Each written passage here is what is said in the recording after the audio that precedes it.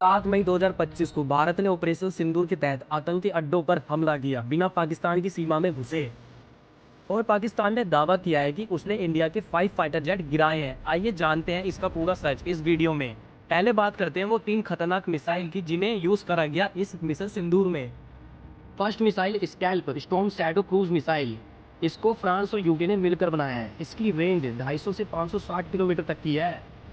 इस मिसाइल को Rafale fighter jet से लॉन्च किया जा सकता है, जैसे भारत ने इस मिशन में किया था।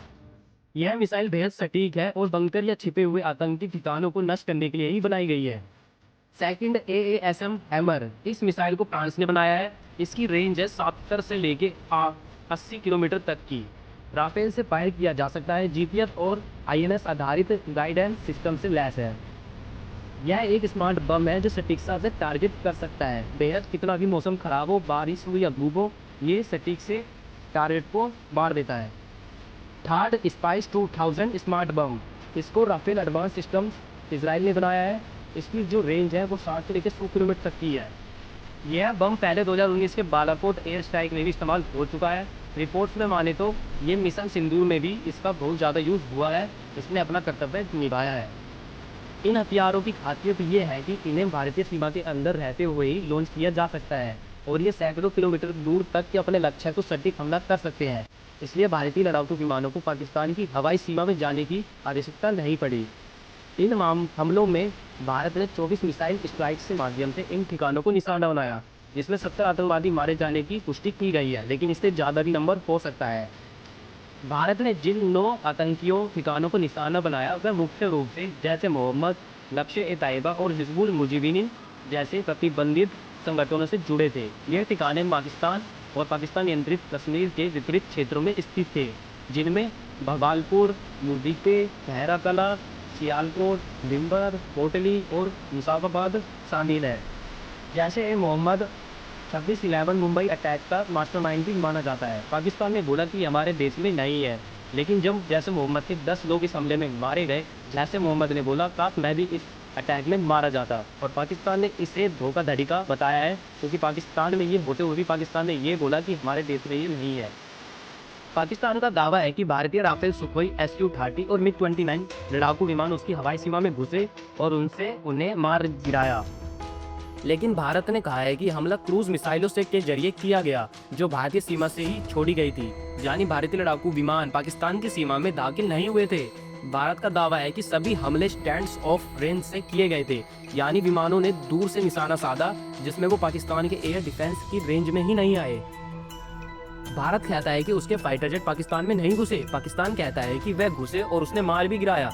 दोनों देशों के बयानों में विरोध है और इसकी संयुक्त पुष्टि अंतर्राष्ट्रीय एजेंसियों ने अब तक नहीं की है। हालांकि भारत ने इन दावों की पुष्टि नहीं की है।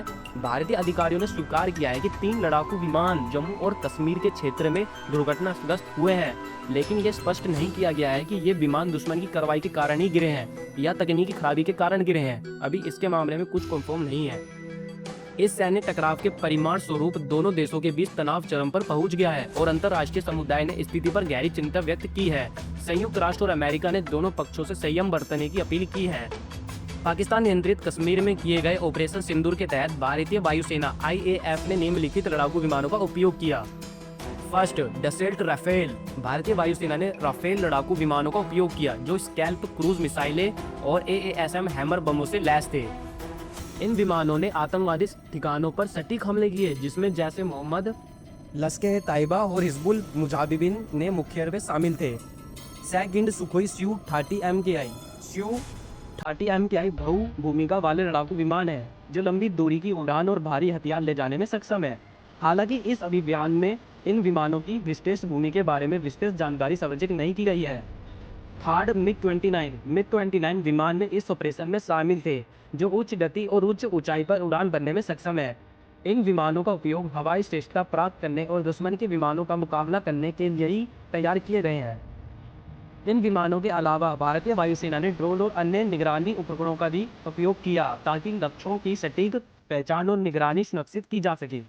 लेकिन सवाल ये है कि क्या पाकिस्तान सच बोल रहा है कि हमने इंडिया के फाइटर जेट गिराए हैं? और सबसे बड़ी चीज़, अगर इंडियन फाइटर जेट टेक्निकल खराबी से गिरे हैं, जब भी इंडियन न्यूज़ ने इसे कवर नहीं करा, न सरकार ने इसके बारे में कुछ पब्लिकली कुछ बताया। ये सब चीज़ें हमें क्यों नहीं बताई गई, ऐसा क्यों? क्या हमारी मीडिया डिक्टेटरशिप है? क्या हमारी मीडिया को मोदी जी ने खरीद रखा है? क्या पाकिस्तान सच बोल रहा है या इंडिया सच बोल रहा है? ये जितने भी सवाल हैं, मैं अपनी सरकार से पूछता हूँ, इंडियन सरकार से, कि इसकी सही से पुष्टा करे और इसे पब्लिकली रिवील करे कि वो जो 3 फाइटर जेट गिराए गए थे, वो किसने गिराए? उसके बारे में पूरी डिटेल चाहिए। जय हिंद, जय भारत। मिलते हैं नेक्स्ट वीडियो में। चैनल को सब्सक्राइब कर लेना और लाइक तो ज़रूर ही करना।